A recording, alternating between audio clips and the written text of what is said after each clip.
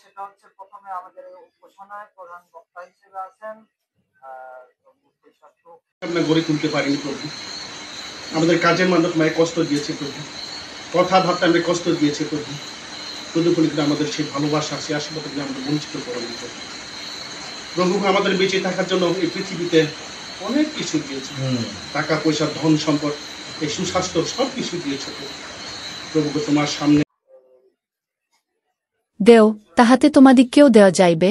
Look 6:3-8 পদ Bible এ বাণী সামনে রেখে রাঙ্গামাটির বিলাইছড়ি ফারুয়ার যমুনাছড়িতে খ্রিস্টান ধর্মাবলম্বী বম জনগোষ্ঠীর সবচেয়ে তৃতীয় উৎসব আত্মিক উদ্দীপনা সভা ও শস্য উৎসব প্রোগ্রাম অনুষ্ঠিত হয়েছে। বিলাইছড়ি থেকে আমাদের প্রতিনিধি সুজন কুমার তঞ্চঙ্গা পাঠানো সংবাদে বিস্তারিত। দেও, তাহাতে তোমাদিগকেও দেওয়া যাইবে। লুক 6:3-8 পদ বাইবেল এ বাণী সামনে রেখে রাঙ্গামাটির বিলাইছড়ি ফারুয়ার যমুনাছড়িতে খ্রিস্টান ধর্মাবলম্বী বম জনগোষ্ঠীর সবচেয়ে তৃতীয় উৎসব আত্মিক উদ্দীপনা সভা ও শস্য উৎসব প্রোগ্রাম অনুষ্ঠিত হয়েছে। রবিবার 14 সেপ্টেম্বর দিনব্যাপী অনুষ্ঠানে বাংলাদেশ ব্যাপটিস্ট চার্চ সংঘ যমুনাছড়ি এর আয়োজনে জাঁকজমকপূর্ণভাবে অনুষ্ঠানটি আয়োজন করা হয়। সভায় প্রধান বক্তা হিসেবে উপস্থিত ছিলেন আঞ্চলিক ব্যাপটিস্ট চার্চ সংঘ চট্টগ্রাম ও পার্বত্য চট্টগ্রাম এর পালক প্রধান রেভারেন্ড দিলীপ সরকার। সভায় আরও বক্তব্য রাখেন আঞ্চলিক ব্যাপটি চার্চ সংঘ রেভা জৌলিয়ান বম, খাগড়াছড়ি জেলার আঞ্চলিক ব্যাপটিস্ট চার্চ রেভা Jagat Tripura, Kukachari Baptist church pastor Paithui Khiang, Rangamati জেলার বাংলাদেশ ব্যাপটিস্ট চার্চ সংঘ pastor Zakaria Pangkhua, Bangladesh Baptist church সংঘ থুইসাপ্রু খিয়াং, যমুনাছড়ি ব্যাপটিস্ট চার্চ পালক নেইডি পাংখোয়া এবং রেভা রবার্ট বম। এ সময় উপস্থিত ছিলেন ward member Malsom Bawm, headman Rinlom Bawm পালম, জুয়েলরি বম, এলসি বম সহ পাড়ার বম জনগোষ্ঠী।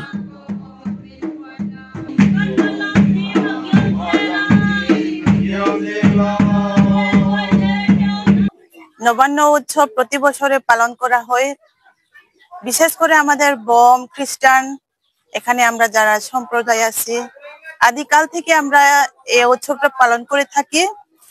আর এই উৎসবটা পালন করা হয় নতুন ফলন, জুম থেকে ভুট্টা, মারফা এবং নানা ধরনের ফল এবং সবজি, হ্যাঁ সুগন্ধি চাউল, ওইসব দিয়ে আমরা অনুষ্ঠানটা করি প্রতি বছর।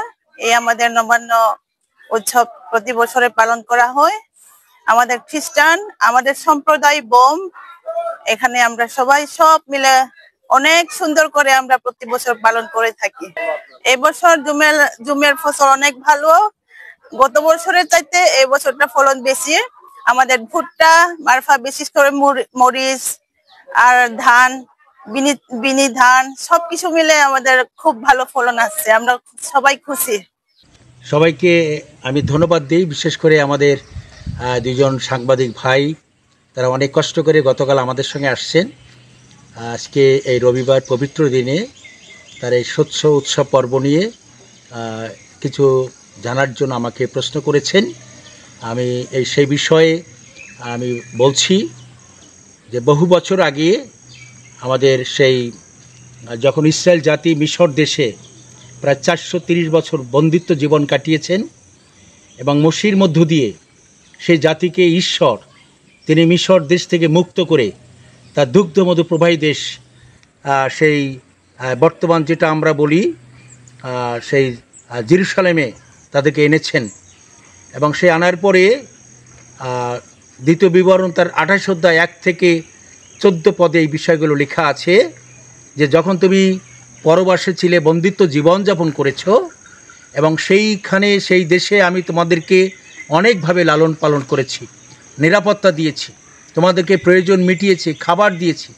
আজকে তুমি যখন তোমার দেশে ফিরে আসছো তখন এই দেশও, যেটা আমি বলেছি দুগ্ধমধু প্রবাহী দেশ, এই দেশে তুমি জমি চাষ করছো, পশু চাষ করছো, তোমার ছেলে মেয়ে হয়েছে, অনেক কিছু মধ্য দিয়ে আমি আশীর্বাদ করেছি।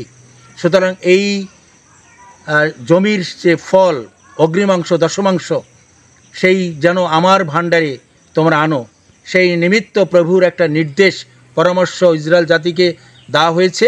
যেহেতু আমরা খ্রিস্টিয়ান, আমরা আত্মিক ইসরায়েল বলি, আমরা প্রভু খ্রিস্টকে বিশ্বাস করি, সেই উৎসব পরম্পরায় চলে আসছে।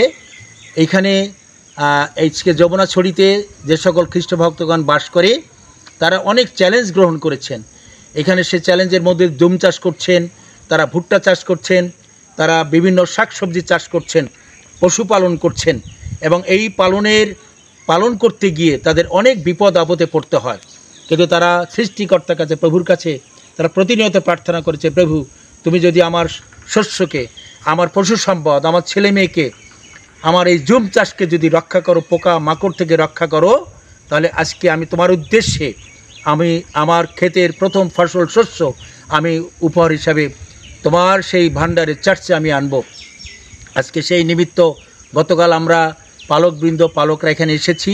তারা আজকে সকালে তাদের ক্ষেতের বিশ্বাসীবর্গ প্রথম সেই সংগৃহীত শস্য, অনেকে কুমড়া এনেছে, ধান এনেছে, ভুট্টা এনেছে, সবজি এনেছে, বিভিন্ন প্রকারের তারা এখানে এনেছে, এবং সেটা এনে আজকে আমরা শস্য উৎসব পর্ব করেছি, যেটা আদিতে আমাদের আদি পুরুষ করে গেছে ঈশ্বরের প্রতি শ্রদ্ধা ভালোবাসা জানাবার জন্য। আজকে এই দিনে আমরা সেটা করছি, এই পাড়ার মধ্য দিয়ে সেই উৎসব করছি। প্রভু এই পাড়া এবং তাদের ক্ষেত্র, তাদের সন্তান, তাদের পশু সম্পদ প্রত্যেকের মধ্য দিয়ে তার আশীর্বাদে সিক্ত করুন। ইম্মানুয়েল, জয় যিশু।